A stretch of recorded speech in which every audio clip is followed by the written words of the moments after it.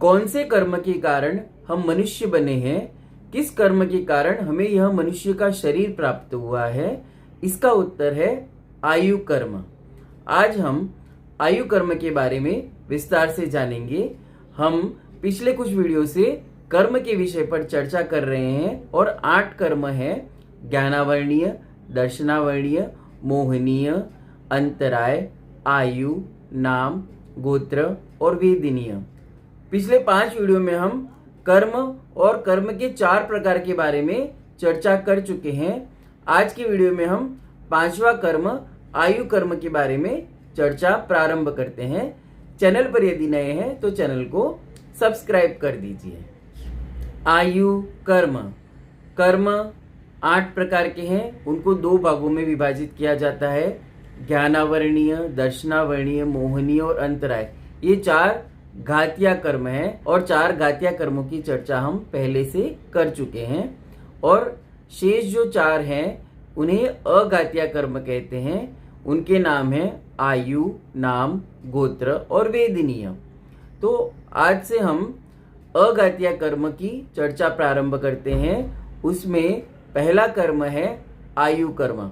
8 कर्मों के हिसाब से काउंट करें तो यह 5वां कर्म है और अघातिया कर्मों के हिसाब से हम काउंट करें तो यह पहला अघातिया कर्म है। आयु कर्म किसे कहते हैं? वह कर्म या कर्म के वे पुद्गल परमाणु जो आत्मा को किसी विशेष शरीर में एक टाइम पीरियड के लिए, एक अवधि के लिए रोक के रखे, उसे आयु कर्म कहते हैं। उदाहरण के लिए, जैसे किसी अपराधी को जेल की सजा मिलती है, जज ने अपना जजमेंट दिया कि इस अपराधी को 10 साल के लिए जेल की सजा सुनाई जाती है, तो वह कैदी 10 साल के अंदर जेल के अंदर बंद रहेगा, जेल के अंदर कैद रहता है। उसी प्रकार यह आयु कर्म भी हमको किसी एक शरीर के अंदर रोके रखता है। एक शरीर के अंदर हम इस आयु कर्म के कारण ही टिके रहते हैं, उसके अंदर कैद रहते हैं। तो यह टाइम पीरियड, जैसे किसी को 50 वर्ष की मनुष्य आयु प्राप्त हुई तो उसको 50 वर्ष के लिए मनुष्य का शरीर प्राप्त हुआ है और उसकी आत्मा 50 वर्ष तक उस मनुष्य के शरीर में रहने वाली है। और इस कर्म का उदय तब तक रहता है जब तक उस कर्म के परमाणु उस आत्मा से जुड़े रहते हैं। जैसे जैसे आयु घटती जाती है, आत्मा से उस आयु के कर्म जड़ते जाते हैं और अंत में उस कर्म के सभी परमाणु जब जड़ जाते हैं तो व्यक्ति की मृत्यु हो जाती है। वह आत्मा उस शरीर को छोड़कर अगला शरीर धारण कर लेती है और अगले आयु कर्म का भोग प्रारंभ हो जाता है, उदय प्रारंभ हो जाता है। ऐसा हम सभी जीव अनादिकाल से करते आए हैं और करते रह रहे हैं। हमारी यह आत्मा अनेक शरीर धारण करके उनको छोड़ चुकी है और आगे भी न जाने कितने ही शरीर हम धारण करने वाले हैं। अभी जो हम मनुष्य बने हैं, हमारे पास जो यह शरीर है वह भी आयु कर्म की देन है। इस आयु कर्म के कारण ही हम इस मनुष्य शरीर में टिके हुए हैं। किसी भी जीव ने जितना भी आयु कर्म बांधा है, जितना भी टाइम पीरियड उस आयु का बांध के रखा है, उतने ही समय के लिए वह उस शरीर में रहने वाली है। यदि किसी के 5 वर्ष की आयु का बंध हुआ और 5 वर्ष की आयु का उदय आया है तो उसको 5 वर्ष के लिए ही वह शरीर मिलेगा। जैसे मनुष्य आयु का यदि उदय है और 5 वर्ष की उसकी अवधि है तो 5 वर्ष में ही उसको मनुष्य का शरीर छोड़कर जाना होगा। उन 5 वर्ष से अधिक वह जीव उस शरीर में नहीं रह सकता, किसी भी स्थिति में नहीं। लोक मान्यता है कि कई बार पत्नियां अपने पति की लंबी आयु के लिए व्रत उपवास करती हैं, लेकिन ऐसा कुछ भी नहीं है। लेकिन कर्म सिद्धांत के अनुसार कोई भी किसी भी जीव की आयु को एक समय भी आगे नहीं बढ़ा सकता या एक समय भी कम नहीं कर सकता। जितनी आयु है उसको भोगना ही पड़ेगा। ये जो 8 कर्म है उसमें आयु को छोड़कर शेष 7 कर्म यह जीव प्रति समय बंद करता रहता है। प्रति समय इस जीव के इन 7 कर्मों का बंद चलता रहता है और उनकी निर्जरा भी होती रहती है। लेकिन एक आयु कर्म ही ऐसा है जिसका बंध प्रति समय नहीं होता। जीवन के कुछ विशेष अवसरों पर ही आयु कर्म का बंध होता है, प्रति समय या हमेशा आयु कर्म का बंध नहीं होता है। आयु कर्म की कितनी प्रकृतियां हैं? देखिए, 8 कर्म की टोटल 148 कर्म प्रकृतियां हैं। उसमें हम पिछले वीडियो में ज्ञानावर्णीय कर्म की 5, दर्शनावर्णीय कर्म की 9, मोहनीय कर्म की 28, अंतराय कर्म की 5, इस प्रकार और उन 4 कर्मों की कुल प्रकृतियां हैं 47। अब आगे का यह जो कर्म है उसका नाम है आयु कर्म। तो आयु कर्म के कितने भेद हैं, आयु कर्म की कितनी कर्म प्रकृतियां हैं? तो उसका उत्तर है 4। आयु कर्म की 4 कर्म प्रकृतियां कही गई हैं। उनके नाम हैं नरक आयु, तिर्यंच आयु, मनुष्य आयु और देव आयु। 4 गतियां होती हैं, नरक, तिर्यंच, मनुष्य और देव। उसी प्रकार उन्हीं के अनुसार आयु कर्म के भी ये 4 भेद हैं। आइए इन एक एक कर्म प्रकृति को विस्तार से समझते हैं। नरक आयु, बहुत अधिक आरंभ परिग्रह करने से, बहुत अधिक हिंसा करने से, बहुत अधिक घोर पाप करने से नरक आयु का बंध होता है और यह आत्मा नरक में जाती है और नारकी जीव का शरीर धारण करती है और अनेकों वर्ष तक उसे नरक के दुख भोगने पड़ते हैं उसी शरीर में रहते हुए। और नरक में कभी भी अकाल मरण नहीं होता। जितने वर्ष की, जितने समय की नरक आयु का बंध हुआ है उतना भोगना पड़ता है। नरक के अंदर बहुत अधिक दुख है। इस जीव को बहुत अधिक दुख सहने पड़ते हैं नरक के अंदर, क्योंकि नरक में इतनी भूख लगती है कि तीनों लोगों का भोजन भी एक साथ कर ले तो भी भूख शांत ना हो, लेकिन वहां पर अन्न का एक दाना भी उपलब्ध नहीं है। नरक में इतनी प्यास लगती है कि पूरे समुद्र का जल एक साथ पी ले तो भी प्यास समाप्त नहीं हो, लेकिन नरक में एक बूंद भी जल की उपलब्ध नहीं है। कुछ नरकों में इतनी तेज गर्मी पड़ती है कि सुमेरु पर्वत के समान लोहे का गोला भी गल जाए, ऐसी गर्मी, इतना टेम्परेचर। और कुछ नरकों में इतनी ठंड पड़ती, इतनी शीत पड़ती है कि सुमेरु पर्वत के समान लोहे का गोला भी गल जाए। ऐसी गर्मी, ऐसी ठंड इन नरकों में होती है। नरकों में असुर कुमार देव आपस में नारकियों को लड़ाते हैं और वे एक दूसरे का छेदन भेदन करते हैं, एक दूसरे के शरीर को बहुत दुख पहुंचाते हैं, लेकिन फिर भी मरण नहीं होता और अनेक वर्षों तक यह जीव उन नरकों के दुख, अनेक वर्षों तक वे सभी नारकीय दुख सहने होते हैं, सहने पड़ते हैं। जैसे कारागार के अंदर एक कैदी को अपनी सजा भुगतनी पड़ती है, ठीक उसी प्रकार आयु कर्म की दूसरी कर्म प्रकृति का नाम है तिर्यंच आयु कर्म प्रकृति। तिर्यंच आयु किसे कहते हैं?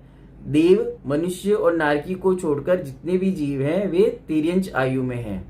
इसके अंदर 1 इंद्रिय, 2 इंद्रिय, 3 इंद्रिय और 4 इंद्रिय, ये 4 प्रकार के जीव तो नियम से भोग रहे हैं। और इसके अलावा 5 इंद्रिय वाले जितने भी पशु हैं, गाय, घोड़ा, सांप, हाथी, शेर आदि, ये सब भी तिर्यंच आयु भोग रहे हैं। तो इस प्रकार तिर्यंच आयु में अनेक प्रकार के जीव होते हैं। तिर्यंच आयु का बंध बहुत मायाचारी करने से, झूठ बोलने से, धोखाधड़ी करने से तिर्यंच आयु का बंद होता है। तिर्यंच आयु में भी बहुत अधिक दुख सहने होते हैं, जैसे पशुओं को बोझा ढोना पड़ता है, छेदन भेदन किया जाता है, बहुत अधिक भार उनके ऊपर डाल दिया जाता है, या पशुओं को काट के, मार के, जला के उनका शिकार किया जाता है। मांस भक्षी उनको काट काट के खा जाते हैं। कई जीव तो श्वास लेने से और श्वास छोड़ने में ही मर जाते हैं। अनेक जीवों को गर्म पानी में डाल दिया जाता है। और कितना ही कहें, ऐसे दुख इस तिर्यंच आयु के अंदर हैं। जल में रहने वाले जीवों को भी, मछलियों को भी पकड़ पकड़ के मार दिया जाता है और खा जाया जाता है।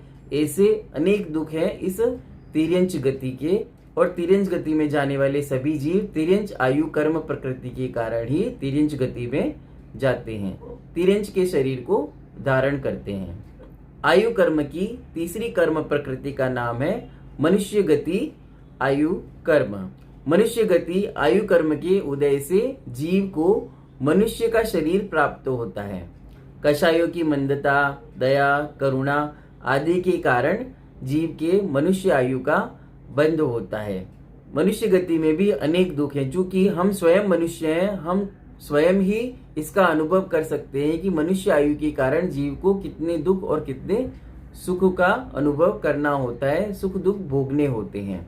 वैसे देखा जाए तो मोक्ष मार्ग के लिए सबसे अच्छी जो आयु है वह मनुष्य आयु ही है। मनुष्य आयु कर्म के कारण ही हमें मनुष्य पर्याय प्राप्त होती है, मनुष्य का शरीर प्राप्त होता है और इसी में हम संयम धारण कर सकते हैं और कर्मों की निर्जरा करके मोक्ष जा सकते हैं। आयु कर्म की चौथी कर्म प्रकृति का नाम है देव आयु। देव आयु कर्म प्रकृति का बंध बहुत अधिक मंद कषाय होने से, संयम धारण करने से, धर्म का पालन करने से देव आयु का बंध होता है। देव आयु कर्म प्रकृति का उदय आने से देव का शरीर प्राप्त होता है या देवी का शरीर प्राप्त होता है। ये भी 4 प्रकार के होते हैं, भवनवासी, व्यंत्रिक, ज्योतिषी और वैमानिक। इस प्रकार से 4 प्रकार के देव होते हैं। उसी अनुसार 4 प्रकार के शरीर इस देव आयु कर्म प्रकृति के कारण प्राप्त होते हैं। देव आयु के अंदर वैक्रिक शरीर होता है जिसके कारण शारीरिक दुख नहीं होता, लेकिन देव गति में केवल मानसिक दुख होते हैं। इस प्रकार देव गति की ये 4 कर्म प्रकृतियां अरिहंत भगवान के द्वारा कही गई हैं। आयु कर्म की यह विशेषता है कि एक बार आयु कर्म बंध जाए तो वह भोगने पर ही छूटता है, उसको किसी और तरीके से नष्ट नहीं किया जा सकता। इसको घटाया जा सकता है या बढ़ाया जा सकता है, लेकिन भोगे बिना उसको नष्ट करना संभव नहीं है। जैसे अन्य कर्मों में किया जाता है वैसे आयु कर्म में ऐसा कोई प्रावधान नहीं है। हाँ, लेकिन इसको घटा सकते हैं, बढ़ा सकते हैं। जैसे राजा श्रेणिक ने यशोधर मुनिराज के गले में मरा हुआ सर्प डालकर उपसर्ग किया था। उस घोर पाप के कारण उसने 7वें नरक की आयु का बंध कर लिया। वही राजा श्रेणिक आगे चलकर महावीर भगवान के समक्ष शरण में मुख्य श्रोता हुआ और उसने सम्यक दर्शन की प्राप्ति की। चूंकि वह पूर्व में ही नरक आयु का बंध कर चुका था, इसलिए उनको नरक जाना पड़ा। लेकिन सम्यक दर्शन होने से, सम्यक दर्शन के प्रभाव से उनकी आयु सम्यक दर्शन के प्रभाव से उनकी 7वें नरक की आयु पहले नरक में बदल गई और उसकी अवधि भी कम हो गई और केवल 84,000 वर्षों के लिए ही राजा श्रेणिक को प्रथम नरक के भोग भोगने पड़ेंगे। राजा श्रेणिक का जीव वर्तमान में प्रथम नरक के भोग भोग रहा है और अगली जो 24वीं होगी, अगला जो उत्सर पीढ़ी काल आएगा, उत्सर पीढ़ी काल के 24वीं के अंदर उत्सर पीढ़ी काल की जो भविष्य की 24वीं है उसमें प्रथम तीर्थंकर जो होंगे वह राजा श्रेणिक का जीव ही होने वाला है। इस प्रकार आज के वीडियो में हमने आयु कर्म के बारे में जाना, आयु कर्म की 4 प्रकृतियों के बारे में जाना। वे 4 कर्म प्रकृतियां हैं, नरक आयु कर्म प्रकृति, तिर्यंच आयु कर्म प्रकृति, मनुष्य आयु कर्म प्रकृति और देव आयु कर्म प्रकृति। इस प्रकार यहाँ पर आयु कर्म का विषय पूर्ण होता है। अगले वीडियो में हम नाम कर्म के बारे में विस्तार से जानेंगे। वीडियो पसंद आया हो तो लाइक करें, शेयर करें, कमेंट करें और चैनल को सब्सक्राइब करें। जय जिनागम, जय महावीर।